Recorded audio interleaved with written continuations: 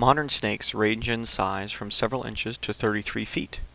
Snake skulls are lighter than those of other reptiles, and the bones are not as tightly secured to each other.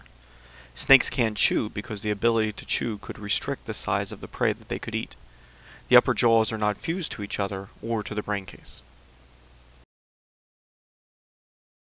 The number of vertebrae in a snake's body varies from under 100 in vipers to over 300 in most colubrids, more than 400 in pythons, and almost 600 in a fossil snake. The vertebral column allows for a great deal of lateral flexion, but little vertical movement.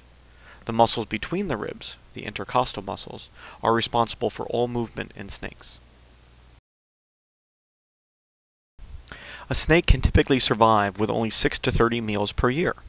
All snakes are carnivorous, but the size of the food ingested varies from insects and eggs to porcupines and crocodiles. For at least half the species of snakes, reptiles are a significant part of their diet, and often the major part. Many eat birds, especially young ones.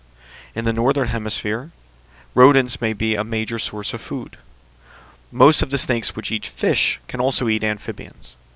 There are snakes which have largely limited their diets to each of the following groups of animals: snails and slugs, worms, centipedes, ants, crayfish, fish eggs, eels, frogs and toads, such as a hognose snake, lizards, snakes, birds, and rodents.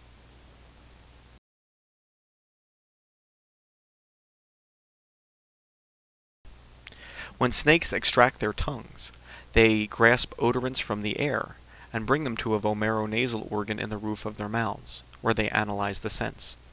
Male snakes use their vomeronasal organs to detect female pheromones.